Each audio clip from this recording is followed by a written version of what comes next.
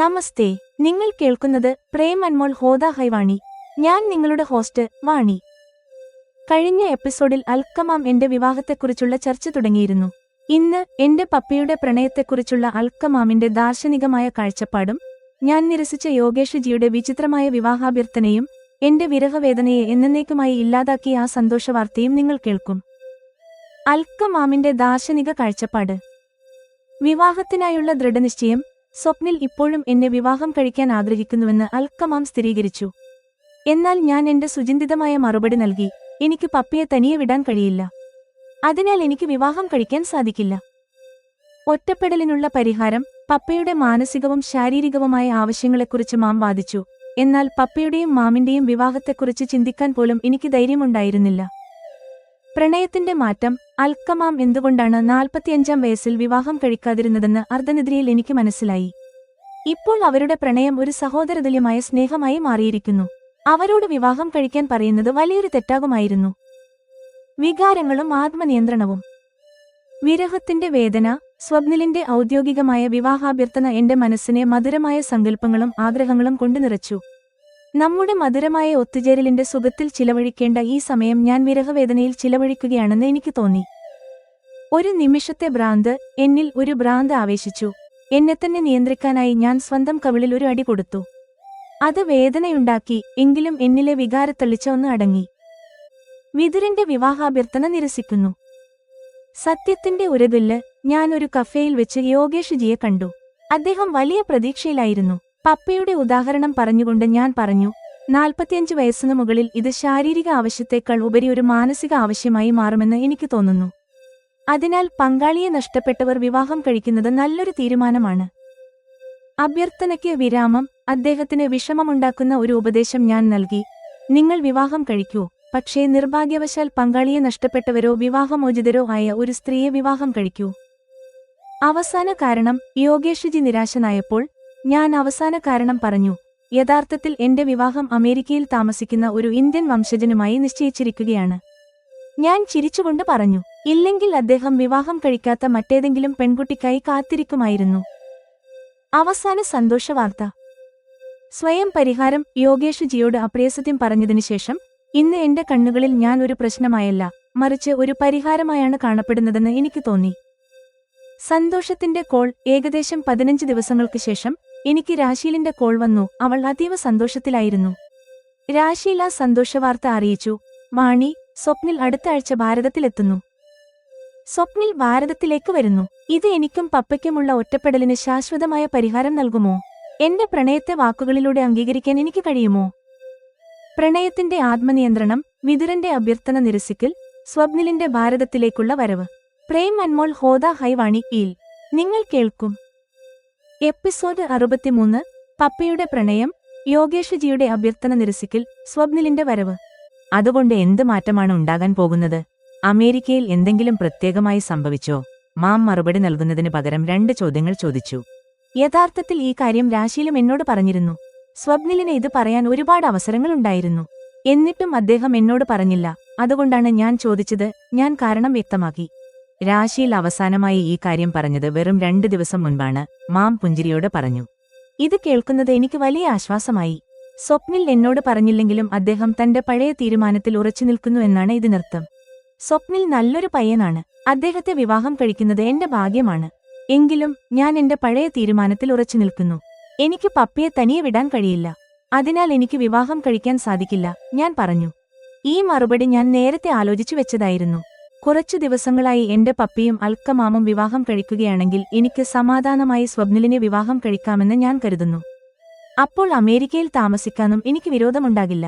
മാം എന്തെങ്കിലും സംസാരിക്കുകയാണെങ്കിൽ എനിക്ക് ഈ കാര്യം പറയാമായിരുന്നുവെന്ന് ഞാൻ ആഗ്രഹിക്കുന്നു. നീരജ്ജി അത്രയ്ക്ക് നിസ്സഹായനൊന്നുമല്ല. അദ്ദേഹത്തിനു വേണ്ടി നീ നിന്റെ വിവാഹപ്രായം കളയുന്നത് ശരിയല്ല. അടുത്ത 10-15 വർഷത്തേക്ക് അദ്ദേഹത്തിന് ആരുടെയും സഹായം വേണ്ടിവരുമെന്ന് എനിക്ക് തോന്നുന്നില്ല. ഭാവിയിൽ എന്തെങ്കിലും സംഭവിച്ചാൽ അപ്പോൾ നോക്കാം. അതുവരെ അദ്ദേഹത്തിന് ഭക്ഷണം നൽകുന്നത് എനിക്ക് പ്രയാസമുള്ള കാര്യമല്ല. അൽക്കമാം എന്നെ ആശ്വസിപ്പിക്കുന്നു. പപ്പ രണ്ടാമതൊരു വിവാഹം കഴിക്കണമെന്ന് ഞാൻ ഇപ്പോൾ ആഗ്രഹിക്കുന്നുണ്ട്. ഇതിൽ കൂടുതൽ വ്യക്തമായി പറയാൻ എനിക്ക് ധൈര്യമുണ്ടായിരുന്നില്ല. 45-ാം വയസ്സിൽ വിവാഹം കഴിക്കാത്തവർ ഇപ്പോൾ 60-ൽ അതിന് തയ്യാറാകുമെന്ന് എനിക്ക് തോന്നുന്നില്ല. അദ്ദേഹം നിന്റെ അമ്മയെ അത്രയധികം സ്നേഹിച്ചിട്ടുണ്ടാകും. അങ്ങനെയുള്ള പുരുഷന്മാർ ഒരിക്കലും പുനർവിവാഹം കഴിക്കില്ല. മാം പറഞ്ഞ ആ സത്യം ഞാനും തിരിച്ചറിയുന്നു. എങ്കിലും ഈ ആലോചന അൽക്കമാമിനെ വിവാഹം കഴിക്കുന്നതിനെക്കുറിച്ചാണെങ്കിൽ ഒരുപക്ഷെ പപ്പ ചിന്തിച്ചേക്കാമെന്ന് എനിക്ക് തോന്നുന്നു. എന്റെ വിവാഹത്തിന് ഇതല്ലാതെ മറ്റൊരു വഴി ഞാൻ കാണുന്നില്ല. നിങ്ങൾ ആഗ്രഹിക്കുകയാണെങ്കിൽ അദ്ദേഹം നിങ്ങളെ വിവാഹം കഴിക്കാൻ സമ്മതിക്കുമെന്ന് എനിക്ക് തോന്നുന്നു. എനിക്ക് മാമിനോട് ഇത് പറയണമെന്നുണ്ടായിരുന്നു, പക്ഷേ ധൈര്യം വന്നില്ല. എന്റെ ആ പ്ലാൻ എന്റെ മനസ്സിൽ തന്നെ ഒതുങ്ങിപ്പോയി. ഞാൻ പപ്പയോട് സംസാരിക്കാം, എന്നിട്ട് മറുപടി പറയാം എന്ന് പറഞ്ഞ് ഞാൻ ആ വിഷയം മാറ്റിവെച്ചു. മാം ക്ഷമയോടെയിരുന്നു. വാണി, നീ ആലോചിക്കൂ, വീണ്ടും വീണ്ടും ആലോചിക്കൂ.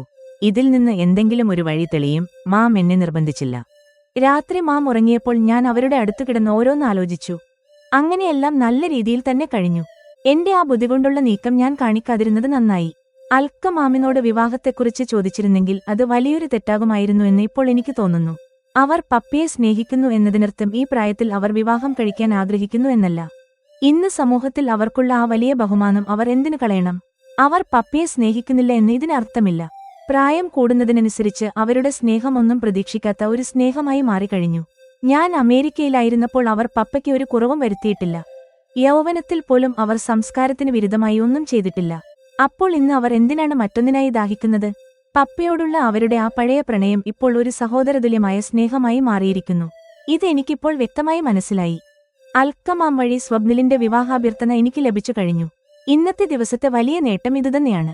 എന്റെ മനസ്സിൽ ഉണർന്ന ആ മധുരമായ ആഗ്രഹങ്ങൾ എന്റെ ശരീരത്തിൽ പുതിയ തരംഗങ്ങൾ സൃഷ്ടിച്ചു. സ്വപ്നിലിനെ കെട്ടിപ്പിടിക്കാൻ എന്റെ മനസ്സ് വെമ്പുന്നു. എന്റെ വാശിയോടും സ്വപ്നിലിന്റെ ക്ഷമയോടും എനിക്ക് ദേഷ്യം തോന്നുന്നു. നമ്മൾ ഒരുമിച്ച് ചിലവഴിക്കേണ്ട ഈ സമയം ഞാൻ വിരഹവേദനയിൽ തീർക്കുകയാണല്ലോ. ഒരു നിമിഷത്തെ വിഭ്രാന്തിയിൽ സ്വന്തം കവിളിൽ ഞാനൊന്നടിച്ചു.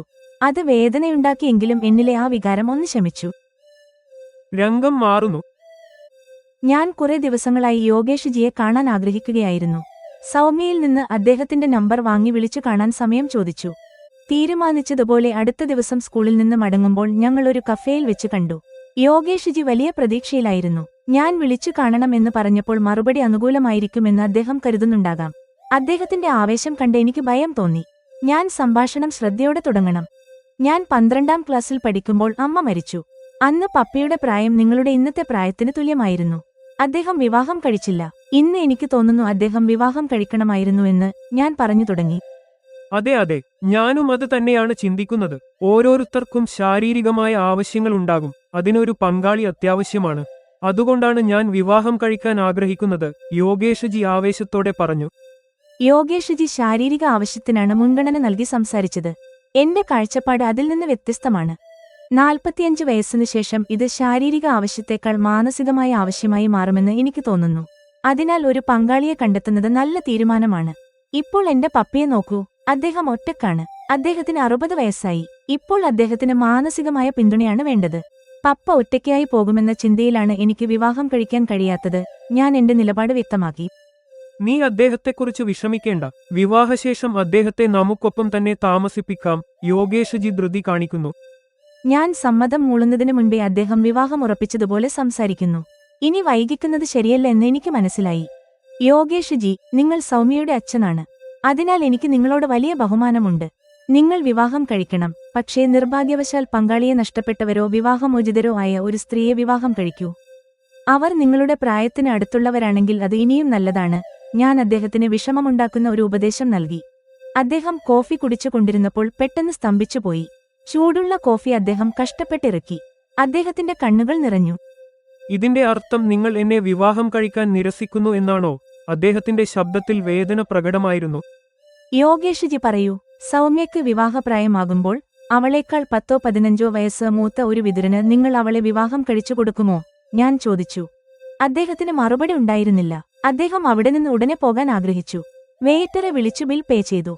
നിങ്ങളുടെ അഭ്യർത്ഥന നിരസിക്കാൻ ഇതുകൂടാതെ മറ്റൊരു കാരണം കൂടിയുണ്ട്. യഥാർത്ഥത്തിൽ എന്റെ വിവാഹം അമേരിക്കയിൽ താമസിക്കുന്ന ഒരു ഭാരതീയ യുവാവുമായി നിശ്ചയിച്ചിരിക്കുകയാണ്, ഞാൻ പറഞ്ഞു. നിങ്ങൾ നേരത്തെ ഈ കാരണം പറഞ്ഞിരുന്നെങ്കിൽ നന്നായേനെ എന്ന് അദ്ദേഹം സങ്കടത്തോടെ പറഞ്ഞു. അദ്ദേഹം ബിൽ പേ ചെയ്തു പോയി. ഞങ്ങൾ കഫേക്ക് പുറത്തു വന്നു. ഞാൻ സൗമ്യയെ ഇതിലേക്ക് വലിച്ചിഴക്കാൻ ആഗ്രഹിച്ചില്ല. പക്ഷേ ഞാൻ ഇങ്ങനെ പറഞ്ഞില്ലായിരുന്നെങ്കിൽ നിങ്ങൾ വേറെ ഏതെങ്കിലും പെൺകുട്ടിക്കായി കാത്തിരിക്കുമായിരുന്നു എന്ന് ഞാൻ ചിരിച്ചുകൊണ്ട് പറഞ്ഞു. യോഗേഷ്ജി ഒന്നും മിണ്ടാതെ മൗനമായി നടന്നുപോയി. ഇന്ന് എന്റെ പ്രശ്നത്തിന് ഞാൻ തന്നെ ഒരു പരിഹാരമായി മാറിയതായി എനിക്ക് തോന്നി. 15 ദിവസങ്ങൾക്ക് ശേഷം രാശീലിന്റെ വീഡിയോ കോൾ വന്നു. വാണി, സ്വപ്നിൽ അടുത്ത ആഴ്ച ഭാരതത്തിലെത്തുന്നുണ്ട്, അവൾ ആവേശത്തോടെ പറഞ്ഞു. വിശകലനവും അവതരണ നിർദ്ദേശങ്ങളും. പ്രിയ ശ്രോതാക്കളെ, എപ്പിസോഡ് 63 വാണിയുടെ ജീവിതത്തിലെ ഒരു പ്രധാന നാഴികക്കല്ലാണ്. തന്റെ കടമകൾ തിരിച്ചറിഞ്ഞുകൊണ്ട് അവൾ മുന്നോട്ട് നീങ്ങുന്നു. ഈ എപ്പിസോഡിൽ വാണി തന്റെ അച്ഛനോടുള്ള സ്നേഹവും യോഗേഷ്ജിയുടെ അഭ്യർത്ഥനയെ മാന്യമായി നേരിട്ട രീതിയും നമുക്ക് കാണാൻ സാധിക്കും. സ്വപ്നിലിന്റെ വരവ് കഥയിൽ പുതിയ പ്രതീക്ഷകൾ നൽകുന്നു. എപ്പിസോഡ് 63 അവസാനിച്ചു.